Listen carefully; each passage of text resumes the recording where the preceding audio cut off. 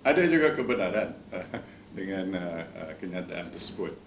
Sebab bila saya dalam pentadbiran, saya terlalu menumpukan perhatian dan masa saya kepada pentadbiran. Sebab bila jadi Perdana Menteri, kerja kita sangat berat dan sangat kompleks.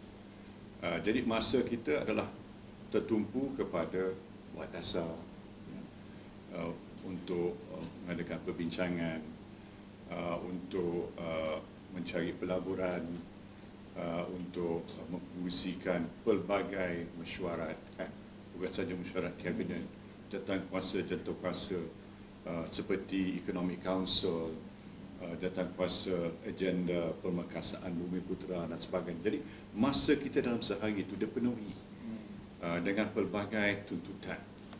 Jadi saya akui saya kurang memberi perhatian kepada soal komunikasi, soal konten dalam media sosial.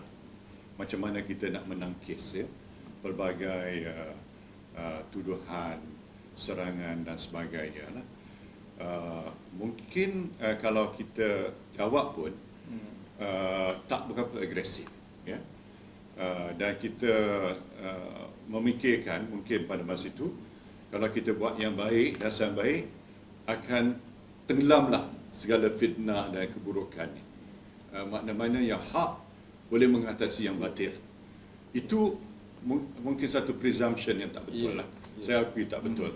Maknanya yang hak tu hak, tetapi ada kecenderungan untuk rakyat mempercayai yang batil, yang tidak benar, sehingga kan yang tidak benar jadi benar.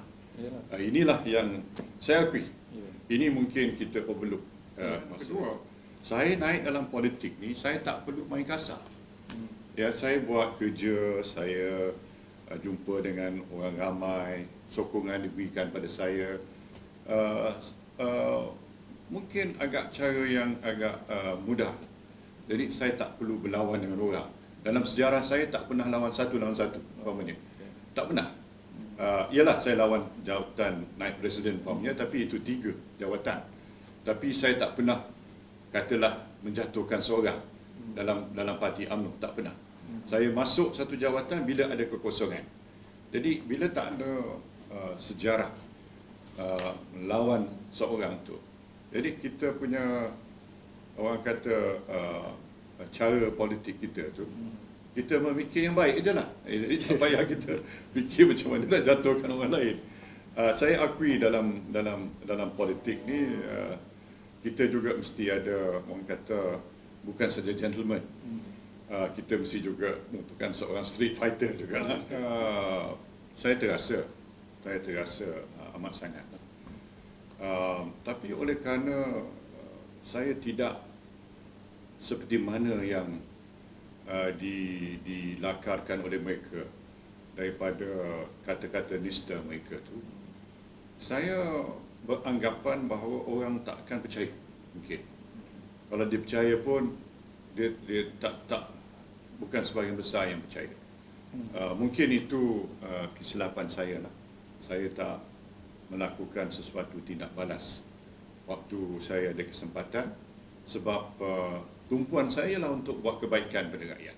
Tapi yang silap saya ialah mungkin saya tak melakukan tindak balas menjelaskan secara sejelas-jelasnya. Sebab saya beranggapan benda ni tak masuk akal orang boleh terima. Itu yang silap saya. Ada mungkin ada dua perkara yang kalau saya melihat ke belakang mungkin yang menyebabkan dia tak senang hati dengan saya lah. Yang pertama, dia nak jambatan bengkok antara Johor dan Singapura, yang saya tak dapat sambung. Jambatan bengkok yang zaman Pak Lah dia dah batalkan dan ganti rugi.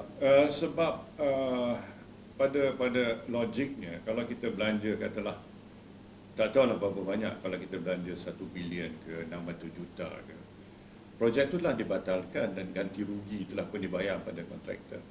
Yang kedua, sebab Singapura tak mau meruntuhkan causeway dia tu, dia jambat dia tu, dia tak mau. Jadi bila dia tak nak runtuhkan, kita buat jambatan yang serba moden, yang begitu indah. Akhirnya kita sambung dengan causeway yang lama, akan berlaku kesesakan dan nampak satu yang agak pelik ya. Jadi bila saya cuba dengan Perdana Menteri Singapura, tapi dia tak mau. Dia kata causeway ini boleh bertahan 20-30 tahun lagi. Singapura tak nak belanja. Jadi Singapura ni negara yang berdaulat, sovereign nation. Kita tak boleh nak paksanya. Hatta Presiden Trump pun tak boleh paksa Mexico buat tembok dan bayar tembok yang dia tak nak buat. Jadi itu contohlah maknanya.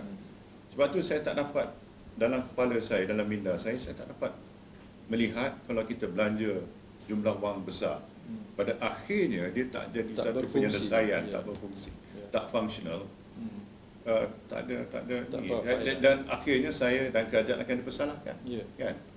Itu pun jadi sebab itulah saya tak dapat melaksanakan. Yang kedua, mungkin sebab bila Mukhriz anak dia kalah sebagai naib presiden, saya tak pernah menentang Mukhriz, tapi bila Mukhriz beritahu saya, bila saya tanya ni, dia kata dia cuma nak bertanding majlis tertinggi saja. Jadi saya pun kata, saya pun bagi sokongan pada 3 incumbent, Datuk Zahid, Datuk Hisham dan Datuk Syafiee. 3 tu baru satu penggal. Pada saya, Mukhriz baru jadi Menteri Besar, belum lagi menang majlis tertinggi. Jadi kalau tak menang majlis tertinggi, macam mana nak melangkau terus naik presiden?